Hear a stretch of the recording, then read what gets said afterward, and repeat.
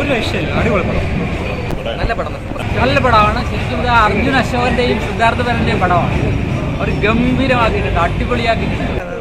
Performance ആണ്. പിന്നെ പടത്തിന്റെ സെക്കൻഡ് ഹാഫും ക്ലൈമാക്സും ഭയങ്കര ഇഷ്ടപ്പെട്ടു.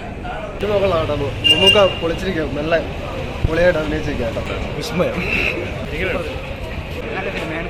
മമ്മൂട്ടി എല്ലാവരും നല്ല സിനിമ, അടിപൊളി സിനിമ കാണാം. ഇത് പറയാൻ മേക്കിംഗ് ആണ്. കൊള്ളാം, നല്ല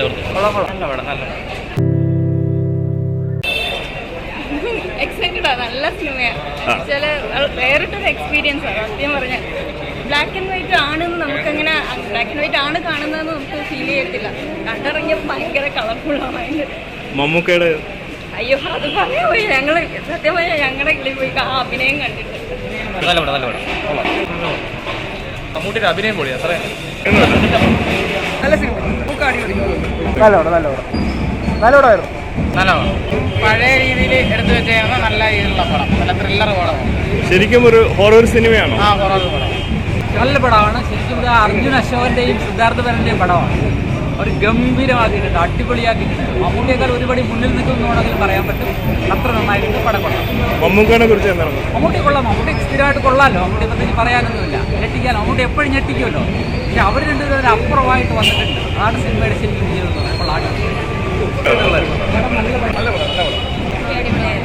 അപ്പോൾ ആക്ടിങ്ങും കാര്യങ്ങളെല്ലാം അടിപൊളിയായിരുന്നു. വേറെ ലെവലായിരുന്നു. കിടിലം പടം. മമ്മൂട്ടി കിടിലായിട്ട് അഭിനയിച്ചു. മമ്മൂട്ടിയെ കൊണ്ടേ പറ്റും. അത്ര കിടില പടം. കിടിലം ഡയറക്ഷൻ, കിടിലാത്ത എല്ലാം പടം. നല്ല black and white, full black and white ആണ്. ഇതുവരെ വന്നിട്ടില്ല. കിടിലം പടം. നല്ല രസമാണ്. ബ്ലാക്ക് ആൻഡ് വൈറ്റ് ആണ്.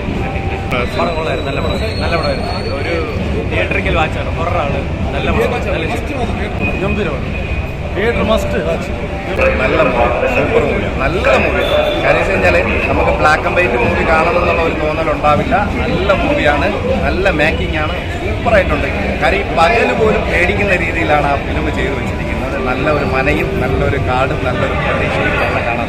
മമ്മൂക്കയുടെ പെർഫോമൻസാണ് അതിൽ ഏറ്റവും എടുത്തു പറയേണ്ടത്. അദ്ദേഹം നല്ലൊരു നല്ല പടം. പെർഫോമൻസ് വൈസ് ആണെങ്കിലും മേക്കിംഗ് വൈസ് ആണെങ്കിലും എല്ലാം കൊണ്ടും ഒരു ഫുൾ ക്ലാസ് പടം. നമുക്ക് എല്ലാവരുടെ കൊണ്ട് കാണിക്കാം, മലയാളികൾ കൊണ്ട് ഒരു പടം ഉണ്ടെന്ന് കാണിക്കാൻ പറ്റിയൊരു പടം.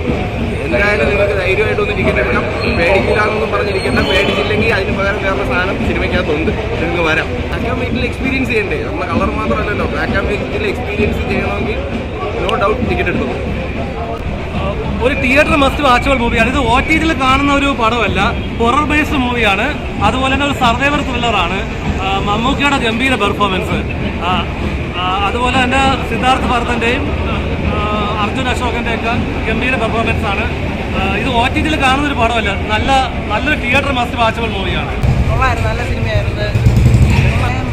ജസ്റ്റ് 3 പേരെ മെയിൻ ക്യാരക്ടർ സ്ക്രീനിൽ നിറഞ്ഞിരിക്കണുള്ളൂ. അതിന് തന്നെ അടിപൊളി. ലാസ്റ്റ് ക്ലൈമാക്സിൽ ഒന്നുമില്ല പറയാൻ, അടിപൊളി. ഓവറോൾ വെർത്താണ്, തിയേറ്ററിൽ വെർത്താണ്. അത്യാവശ്യം ഹൊറർ ഫീൽ ചെയ്തുകൊണ്ട് നല്ല പടം. നല്ല പടമാണ്. കുറച്ച് ഹൊറർ എലമെന്റ്സ് ഒക്കെ ഉണ്ട്, അടിപൊളിയായിട്ട്. ഇതില്ല, അതൊരു ഇമ്പാക്ട് തരുന്നുണ്ട്. ആ രീതിയിൽ തന്നെ കാണാം. കഥയിൽ തന്നെ ഒരു പേടിയുണ്ട്.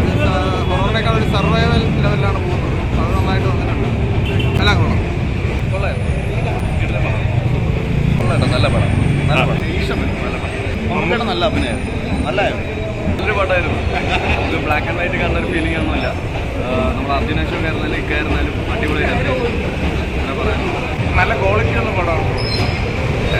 നല്ല രസമുണ്ടായിരുന്നു. ഒരു എന്താ വെച്ചാൽ സീനൊക്കെ നല്ല കിടില സീൻസ് ഉണ്ടായിരുന്നു. നല്ല പടം തന്നെയാണ്. മമ്മൂട്ടിയുടെ ആക്ടിങ് ഒക്കെ നല്ല രസമുണ്ട്. നല്ല ഓറൽ സിനിമയാണെന്ന് വെച്ചാൽ അടിപൊളിയാണ്. എക്സ്പെരിമെൻ്റലാണ്. ഒരു കമേഴ്ഷ്യൽ പടമായിട്ട് കാണാതിരിക്കുക.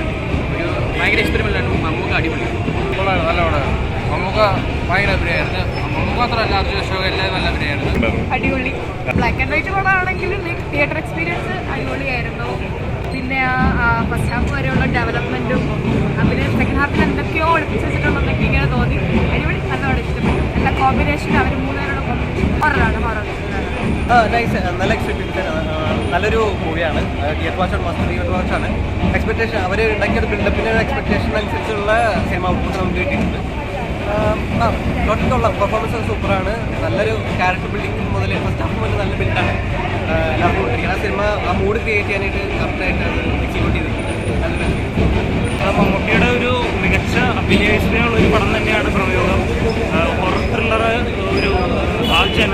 കാലത്ത് അധികം വരാത്തൊരു ജനറാണ്. അത് വളരെ മികച്ച രീതിയിൽ ഈ സിനിമ എടുത്തിട്ടുണ്ട് എന്ന് വേണം പറയാം. ഒരു സ്ലോ പേസ്ഡ് മൂവിയാണ്, അപ്പോൾ ഒരു പയ്യ രീതിയിൽ തുടങ്ങുന്നത്. അപ്പോൾ ആ ഒരു മൂഡിൽ ഇരുന്ന് പടം കാണണം. പക്ഷേ സെക്കൻഡ് ഹാഫിലോട്ട് കൊടുക്കുമ്പോൾ ആ ഒരു പേസ് കുറച്ചും കൂടി കൂട്ടി അവർ നല്ല രീതിക്ക് അവസാനിപ്പിക്കുന്നുണ്ട്. മമ്മൂട്ടിയുടെ ലൈക്ക് ഒരു ബെസ്റ്റ് പെർഫോമൻസ് തന്നെയായിട്ട് തോന്നി. ഒരു നെഗറ്റീവ് ഷെയ്ഡുള്ളൊരു ക്യാരക്ടറാണ്, അത് വളരെ അടിപൊളിയായിട്ട് ചെയ്തു.